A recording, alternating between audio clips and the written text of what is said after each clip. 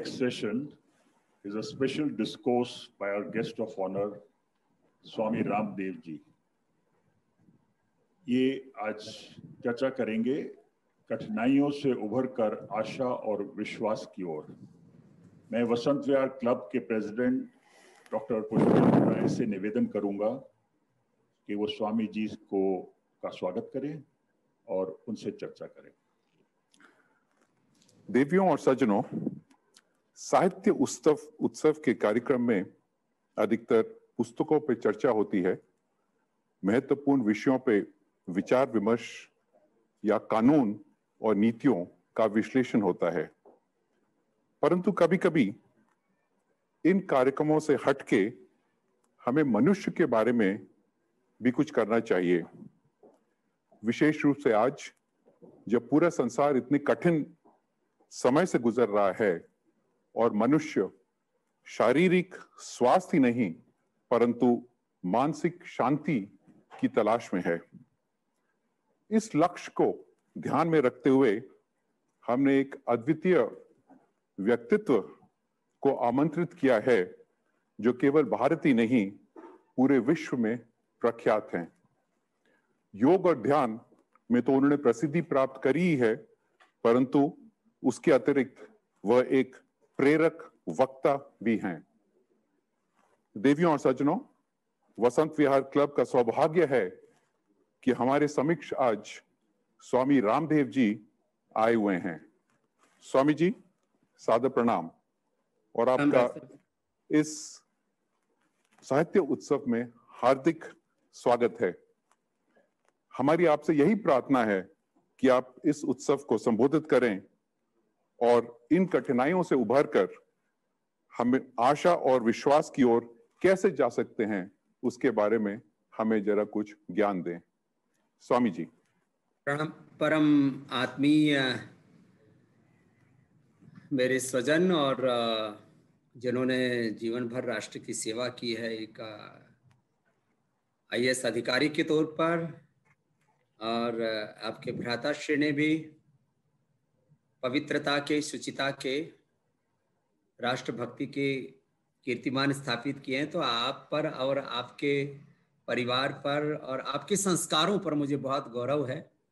और वसंत विहार के भीतर से और बाहर से कई बार गुजरा हूं और आप वसंत विहार में वसंत, जीवन का वसंत लेकर के आ रहे हैं, इसके लिए आपको प्रणाम। जहां तक इस युग में जो हमारे सामने चैलेंजेस हैं, प्रॉब्लम्स हैं, और इन सब के बीच में किस तरह से हमें बाधाओं, कठिनाइयों, चुनौतियों, संघर्षों, युद्धों और झंझावातों के बीच में कैसे आगे बढ़ना है, ये हमने बचपन से सीखा है। और इसीलिए आपने देखा होगा 9 महीने से मैं सुबह 4 बजे से लेकर के और रात के 10 बजे तक योग और कर्म योग में लगा रहता हूं और करोड़ों लोगों को यही आशा और विश्वास दिलाता हूं कि कोरोना से लेकर के कोई भी रोग की चुनौती आए, यहां तक कि कोई और दूसरी सामाजिक, आर्थिक, राजनीतिक और यहां तक कि कोई युद्ध की भी चुनौती आए, यदि हम मजबूत हैं तो हर चुनौती से उभर सकते हैं। आज वैक्सीनेशन देश में शुरू हो रहा है और वैक्सीनेशन से पहले आपने देखा होगा कि नॉर्वे में 23 लोगों की, फ्रांस में 10 लोगों की वैक्सीन से मौत हो गई। क्यों हुई?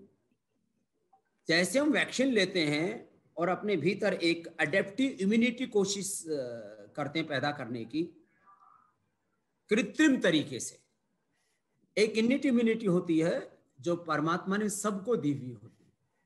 ये भी अद्भुत रचना है मनुष्य का शरीर। 37 ट्रिलियन सेल्स, एक सेल में 7 बिलियन बेस पेयर्स का DNA का पूरा कंपोजिशन, 8 चक्र, 9 द्वार, 72 करोड़ 72 लाख 10,201 नाड़ियां, अपरिमित ज्ञान, संवेदना शक्ति, सामर्थ्य, विद्या, विभूति, ऐश्वर्य युक्त प्रत्येक मनुष्य को परमात्मा ने समान रूप से ये सारे ऐश्वर्य, ये सारी दौलत दी हुई है। हिंदू हो, मुसलमान हो, सिख हो, ईसाई हो, किसी देश का वासी हो, ब्राह्मण, क्षत्रिय, वैश्य, शूद्र, दलित, आदिवासी, वनवासी हो, उसके इन्नेट इम्यूनिटी के बावजूद जब किसी अवरोध का हमें सामना करना पड़ता है, बैक्टीरिया, वायरस का, तो अपने शरीर में एक एक्वायर्ड इम्यूनिटी पैदा हो जाती है। वैक्सीन के जरिए हम ये अडेप्टिव इम्यूनिटी पैदा करते हैं किसी भी रोग से लड़ने के लिए। अभी कोरोना से लड़ने के लिए हमने एंटीबॉडी अपने भीतर कैसे पैदा हो, तो कोरोना जैसा लगने वाला एक वायरस आदमी के अंदर इंजेक्ट किया, वो वैसे ही साइटोकिन्स का तूफान खड़ा करता है जैसा कि ओरिजिनल करता है। तो वो जो दूसरा जो कृत्रिम जो वायरस डाला गया और शरीर के अंदर अचानक अनायास एक आक्रामक तरीके से उथल पुथल मच गई, उसको एनाप्लेक्सिस कहते हैं मेडिकल टर्मिनोलॉजी में। तो यदि हमारी इम्यूनिटी कमजोर है, बहुत ज्यादा कमजोर है, तो वैक्सीन से भी हम मर सकते हैं। तो वैक्सीन भी उसी के भीतर काम करेगी जिसकी इम्यूनिटी अच्छी है। लीवर, किडनी, हार्ट की और तमाम SLMS, ऑटोइम्यून डिजीज, MND, क्या क्या प्रॉब्लम्स हैं, सुन करके कई बार तो ऐसा लगता है ये हो क्या रहा है। Brain dementia, Alzheimer, Parkinson's, paralysis, आदमी को आत्मविस्मृति के साथ आत्मविभ्रम, ये सारी चुनौतियों को सामना करना है। तो मैं कहता हूं हम सुबह सुबह आधा घंटा से शुरू करें और 1 घंटा तक योग कर लें तो 6 घंटा नींद अच्छी आएगी। हम 18 घंटा, जैसे आज मैं 40 सालों से राय साहब 18 घंटे काम करता हूं। मेरे वर्किंग आवर्स हैं 4 AM to 10 PM, without any designation, without any salary, without any मेटलिस्टिक interest. आध्यात्मिक मेरा इंटरेस्ट है कि मैं सबकी सेवा करूं जितना हो सके। और चाहे वो लाखों करोड़ रुपए का हमने स्वदेशी का आत्मनिर्भर भारत का एक साम्राज्य खड़ा किया विदेशी कंपनियों से चुनौती के लिए, योग के साथ उद्योग भी हमने स्थापित किए, लेकिन ये सब करते हुए मेरा हीमोग्लोबिन है 7.5 is my haemoglobin, my weight is 67 and my height is 67 inches, and my BP, my sugar, my cholesterol level, liver, kidney, heart, brain, everything is absolutely healthy. My biological age is 25 and physical age is 55. So I can live anywhere, everywhere in any environment. सब जगह में एक जैसा रह सकता हूँ, जी सकता हूँ खुशी आनंद से। क्यों?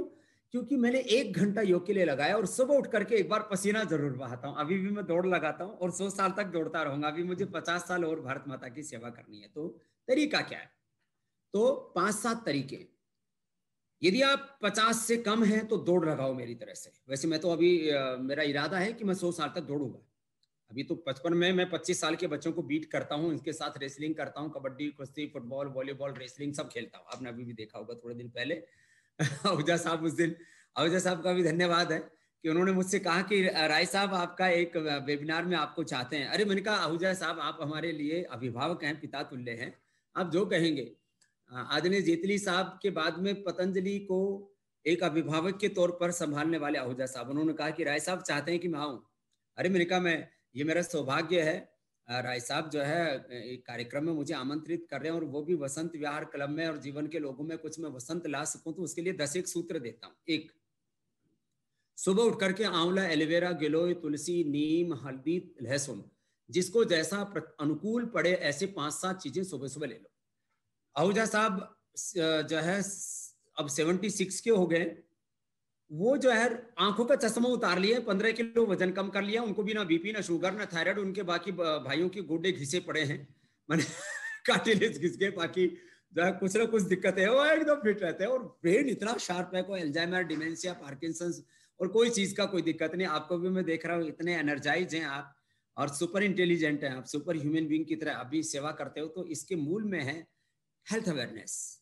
सुबह उठ करके कुछ ना कुछ ऐसे 5-7 चीजें, मैंने कहा आंवला, एलोवेरा, गिलोय, तुलसी, नीम, हल्दी, कोई भी ऐसी चीजें जो हमारे आस पड़ोस में होती हो वो ले लें।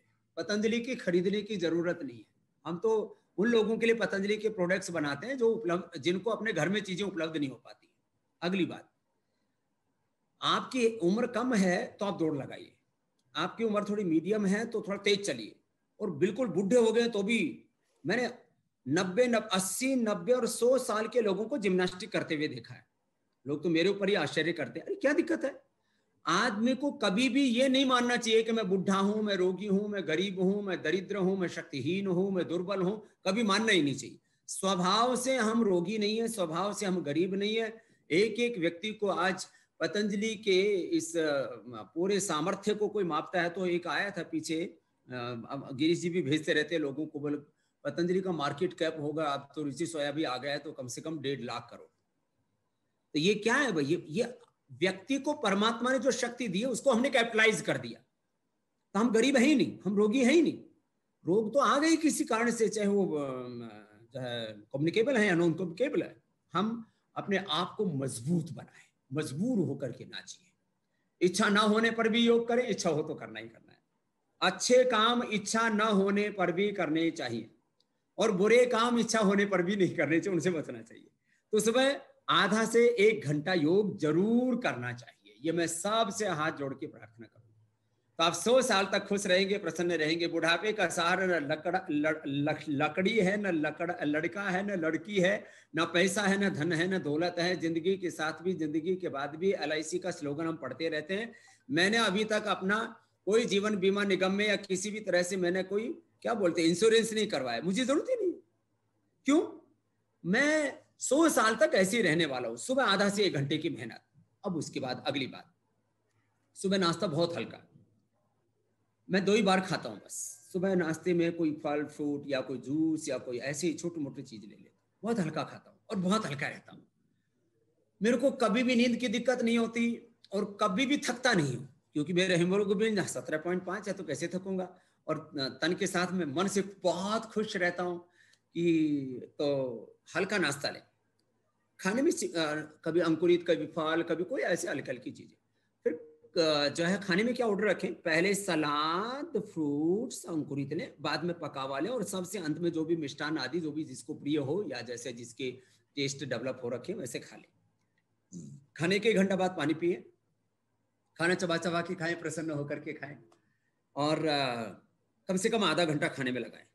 आदमी सब कुछ करता है तो खाना तो चाहिए उसको, खाने के लिए तो आदमी बहुत कुछ करता है, पेट के लिए तो सारी दुनिया बहुत कुछ करती है, लेकिन खाने के वक्त में आदमी अपने घर का खाना ऐसे खाता है जैसे चोरी का माल खा रहा हो, खटाखट डालेगा, कुछ को तो खाते खाते सिर पे माथे पे पसीने तक आ जाते हैं। ऐसा मतलब खाने के ऊपर आक्रमण ना करें खाने को बहुत प्यार से खाए। फिर शाम का खाना भी 7 बजे से पहले हो जाए तो बेस्ट है। सुबह का नाश्ता 8 से 9 के बीच में, दोपहर का खाना 12 से 1 के बीच में और शाम का खाना 7 से 8 के बीच में। इसके बाद में थोड़ा खाएं और 10 बजे के बाद तो कतई रात को ना खाएं। कुछ लोग रात को कहते फ्रूट नहीं खाने चाहिए, पता नहीं कहां से झूठी मान्यताएं घट रखी हैं। आहूजा साहब 76 साल के हो गए, रोज रात को रोज फ्रूट खाते हैं। एक ऐसे सामान्य एग्जाम्पल दे रहा हूं, मैंने 25 साल तक फ्रूट ही खाए हैं राय साहब, अनाज खाया ही नहीं। ये तो अभी थोड़ा बहुत ज्यादा लोग मेरे चारों तरफ से प्रेशराइज करने लगे, थोड़ा खाना चाहिए। मेरे को खाने में सब चीजें अच्छी लगती है।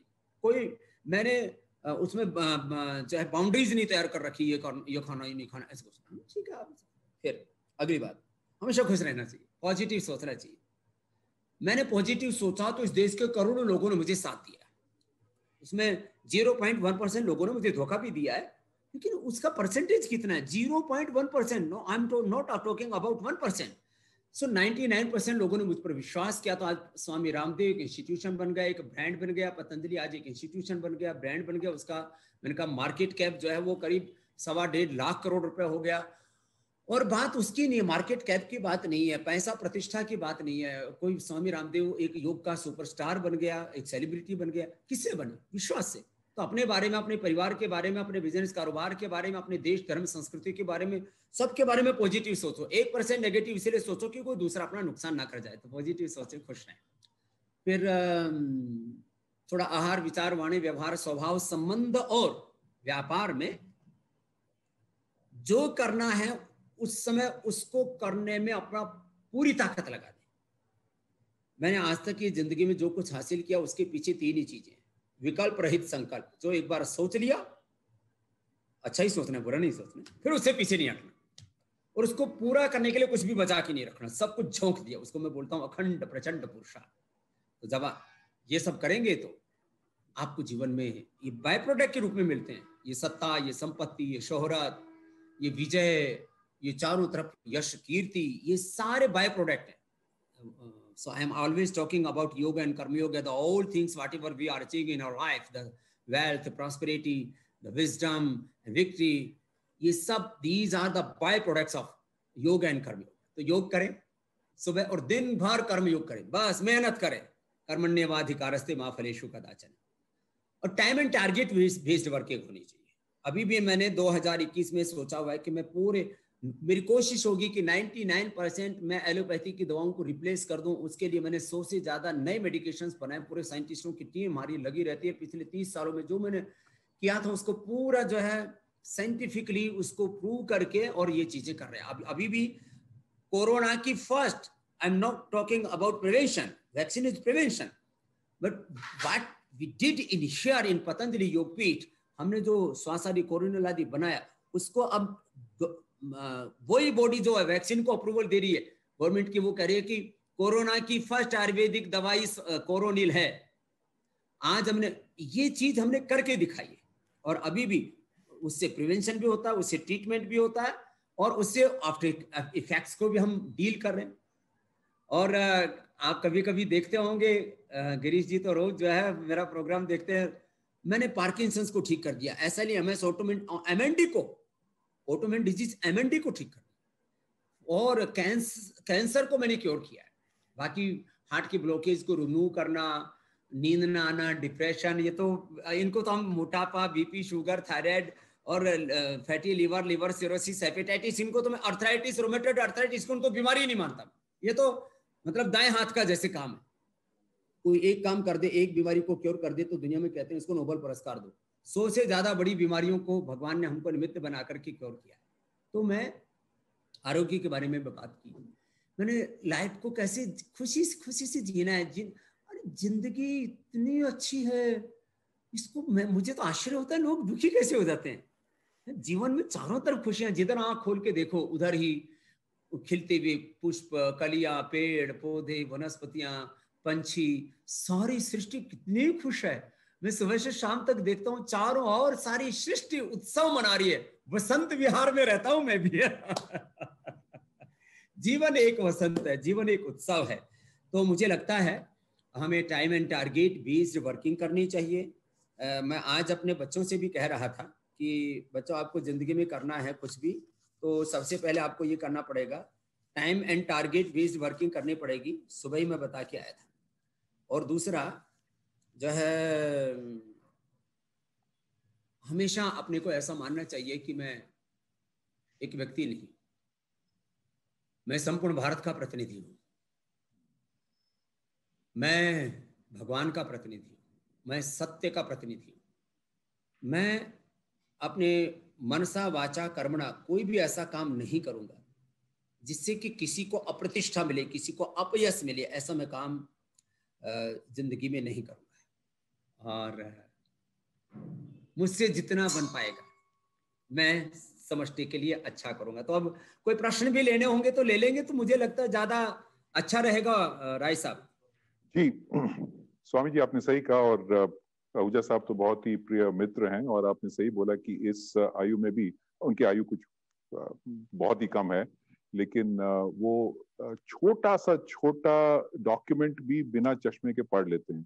शुरू से मैं सोचता था कि वो ऐसे ही कुछ कर रहे हैं, लेकिन कह रहे थे कि राधा समय तो उन्हें पढ़ने की जरूरत ही नहीं पड़ती, वैसे समझ जाते हैं कि उस डॉक्यूमेंट में क्या है। और आपको मालूम है कितना उनका व्यस्त जीवन है, कितना उनको टूरिंग करनी पड़ती है, उनको चारों तरफ हिंदुस्तान में बुलाते रहते हैं, भारत में लेक्चर के लिए। तो स्वामी जी एक प्रश्न था कि बचपन में तो हम लोग सीखे हैं कि सुख में सुमरन सब करे, दुख में करे न कोई, यदि दुख में सुमरन करे तो, यदि सुख में सुमरन करे तो दुख काहे को। तो वही अब वो स्मरण की जगह योग और व्यायाम आ गया है। किसी प्रकार भी आदमी व्यायाम करे तो उसमें कभी हो ही नहीं सकता कि कभी आदमी की वो सेहत में कोई प्रॉब्लम आए या आदमी को कभी कुछ करना पड़े वैद्य या डॉक्टर के पास जाने के लिए। तो इसके लिए आपने तो खैर योग का बड़ा अच्छा कार्यक्रम शुरू किया हुआ है पूरे देश में, और लोग हमेशा यही चाहते हैं कि कोई चीज जितना प्रकृति के पास हो उतना उसका आदमी सेवन करे। और मनुष्य हमेशा जब सोचता है कि कुछ उसमें कहीं कोई चीज का एडिशन हो गया है तो वो सोचने लगता है कि ये सही है कि नहीं। लेकिन एक और बात सही है कि जब आप प्रकृति के पास नहीं रहते हैं तब आपको वही चीज शुद्ध रूप से नहीं मिल सकती है। तो शहरों में जो रहता है, आपने वसंत विहार का आपने अभी बताया, वसंत विहार जैसी जगह में यहाँ पे तो लोग प्रकृति के उतने पास नहीं है। अरावली पार्क पीछे है काफी बड़ा सा, लेकिन वहाँ पे उस किस्म की औषधियाँ या वो चीजें नहीं मिलती हैं बाकी। तो क्या करनी चाहिए जो शहर में रहते हैं उनको? व्यायाम और उसके अलावा जब अगर कोई चीज की वो करनी पड़ी, कुछ न्यूट्रिएंट्स ऐड करने की जरूरत पड़ी इम्यूनिटी बढ़ाने के लिए, तो प्रकृति से सबसे पास जो चीज होती है वो क्या, किस चीज का वो लोग सेवन करना चाहिए? पूरी दिल्ली में राय साहब गिलोय बहुत है। कहीं ना कहीं मैं जब भी जाता हूं तो देखता हूं दिल्ली में मैंने सबसे ज्यादा गिलोय देखी है। पेड़ पौधों पर एक पान जैसे पत्ते होते हैं, लगी रहती है। आजकल तो उसकी पहचान बहुत लोगों को हो गई है। तो गिलोय, तुलसी, हल्दी, ये सबसे अच्छे इम्यूनिटी बूस्टर हैं और हम सबके घरों में हो सकते हैं। तो अपने गमलों में ही लगा लें। एक गिलोय की डंडी ले आए। आप कहेंगे तो पूरे वसंत विहार में मैं 1-2 क्विंटल या 1-2 टन भिजवा दूंगा। सबके घरों में एक एक गिलोय की डंडी बंटवा दो। तो मैं ऐसा करता हूँ, जो है एक ट्रक के अंदर गिलोय, तुलसी, एलोवेरा ये भिजवा देता हूँ और अपने वसंत विहार क्लब की तरफ से सबको बंटवा देना। तो ये वैसे भी जो है हम मकर संक्रांति पर दान पुण्य करते हैं। तो अभी मकर संक्रांति परसों ही गई है, तो ये मकर संक्रांति का दान है वसंत विहार क्लब के लिए। हम गिलोय, तुलसी, एलोवेरा ये भेज देंगे और सब लोग अपने घरों में गमलों में लगा लें। थोड़े दिनों में पौधा बन जाएगा। और लोग बहुतों ने पहले, मैं देखता था दिल्ली में आज से 25-30 साल पहले लोग मनी प्लांट लगाते थे, कोई बांस लगाते थे। अरे अरे, जिसने बांस लगाया उसके घर में वैसे ही बांस बजने लगे और बांस जो अर्थियां सजने लगी। जिसने मनी प्लांट लगाया उसका घर का भी मनी गायब हो गया। इनसे कुछ मिला नहीं। ये चाइना से आए हुए 2 खुरापाती पौधे थे जिनका कोई विशेष लाभ नहीं है। हरे तो ठीक है, चीजें प्रकृति की हैं, लेकिन सबसे अच्छा है गिलोय, तुलसी, एलोवेरा। ये सब अपने घर में लगा ले गमलों में और आपके पास हम भिजवा देंगे, आप उसको वितरित करवा देना। दूध में हल्दी, शिलाजीत और च्यवनप्राश ये पतंजलि की बेस्ट मिलती है। किसी को और भी किसी ब्रांड से किसी की ट्रस्ट और लॉयल्टी हो तो हमको यहाँ ब्रांडिंग करने के लिए नहीं आए, अपना प्रचार करने के लिए नहीं आए, तो कोई भी इनका सेवन कर सकते हैं। और सबसे अच्छा होता है अंकुरित लें, जितना हो सकता है वेजिटेबल जूसेज लें। थोड़ा सा दिल्ली में प्रॉब्लम है, अभी ऑर्गेनिक चीजें नहीं मिलती हैं। फ्यूचर में हम ये भी प्लान कर रहे हैं कि जितना हो सके कोशिश करें ऑर्गेनिक चीजें भी आजकल काफी लोग इस्तेमाल करने लग गए हैं। तो ऐसी छोटी छोटी चीजों का भी इस्तेमाल करेंगे तो जिंदगी बहुत बेहतर बन जाती है। मैं 5-7 चीजें छोटी छोटी और एड ऑन कर देता हूँ। जैसे जिनको 40-50 के बाद प्रोस्टेट बढ़ने लगता है तो गोखरू का काढ़ा जरूर पी लें। 40-50 के बाद हार्ट भी थोड़ा वीक होने लगता है तो थोड़ा अर्जुन की छाल, दालचीनी मिला करके पी लें। छोटी छोटी चीजें हैं ये। जैसे इस उम्र में 50 के बाद में थोड़ा Alzheimer, brain dementia, Parkinson's, paralysis और नर्वस सिस्टम की प्रॉब्लम आने की संभावना रहती है। तो दूध में थोड़ा सा बादाम रोगन मिलाकर के पी लें। बादाम रोगन नाक में भी डाल सकते हैं। इस उम्र में जाकर के थोड़ा सा जोड़ों में दर्द भी होने लगता है तो हल्दी, मेथी, सौंठ ये घरेलू ही चीजें। इसमें यदि सुरंजान, मीठी और अश्वगंधा मिला दिया जाए, वैसे हम वातारी चूर्ण भी देते हैं, तो ये जोड़ों के दर्द के लिए बेस्ट होता है। फेफड़े को जिनके वीक है, स्वासारी गोल्ड या स्वासारी पाउडर या स्वासारी क्वाथ या अपने घर में ही मुलेठी, हल्दी, तुलसी, अदरक ये सब चीजें उबाल के पिए तो लंग बहुत अच्छा रहता है। बहुत ज्यादा जिनको एसिडिटी रहते तो व्हीट ग्रास, एलोवेरा और लौकी का जूस तो अल्टीमेट है एसिडिटी के लिए, हाइपरटेंशन के लिए और हार्ट के ब्लॉकेज और वेट को कम करने के लिए। तो ऐसी छोटी छोटी चीजें ऐड ऑन करें अपनी लाइफ में तो जिंदगी एक बहुत बेहतर बन जाती है, क्वालिटी लाइफ जीते हैं। राय साहब। तो स्वामी जी, ये तो काफी हमारे लिए अच्छा कार्यक्रम रहा। हम तो सोच रहे थे कि सिर्फ आपसे वार्ता होगी, आपका प्रवचन सुनेंगे, लेकिन यहाँ पे वसंत विहार को पूरा एक ट्रक मिल गया है समाधि का।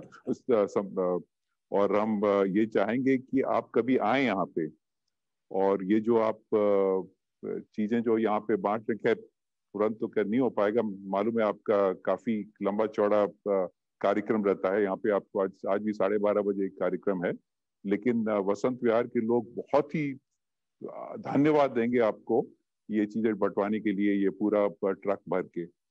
तो इससे बहुत लोगों को अच्छा लगेगा और वो देखेंगे कि उसके फायदे बहुत होंगे। जी जी जी, बिल्कुल बिल्कुल। वही मैं कह रहा था कि जो भी प्रकृति के सबसे पास जो वस्तु होती है उसका सेवन करने में किसी को हिचक नहीं होती है, और बाकी आदमी फिर सोचता है कि इसमें क्या है, कोई मिलावट तो नहीं। आपको मालूम है आजकल क्या क्या बाजार में मिलता रहता है, किस नाम पे लोग क्या क्या बेचते रहते हैं, बांटते रहते हैं। तो स्वामी जी, बहुत बहुत धन्यवाद आपका आज इस साहित्य उत्सव में आने का। हम तो बहुत ही एक छोटी सी भेंट आपको दे सकते हैं वसंत विहार की तरफ से, और ये भी आपके हम भिजवा देंगे। और अगर आप रखें अपने आश्रम में तो आपको भी तो यादगार रहेगा कि आप एक दिन आके वसंत विहार के समक्ष हमारे साथ बात किए थे। जरूर जरूर जरूर, मैं इसको स्वीकार करता हूं, और हमने तो आप ही को स्वीकार किया हुआ आपको ही उपहार माना हुआ है। और क्योंकि आपका ये साहित्य सम्मेलन चल रहा है आपका, तो जो है जीवन अपने आप में एक साहित्य है, और बस ऐसे ही सबके जीवन में ये प्रवाह पवित्रता का आगे बढ़ता रहे। मेरी बहुत बहुत शुभकामनाएं सबको। और पुष्पेंद्र जी, आप तो स्वयं एक पुष्प की तरह हैं, ऐसे आप खिलते रहें, मुस्कुराते रहें, और अपनी सुगंध सुवास चारों तरफ बिखेरते रहें। मेरी बहुत बहुत शुभकामनाएं आपको। अनंत अनंत मेरे प्रणाम। बहुत बहुत धन्यवाद स्वामी जी, प्रणाम आपका।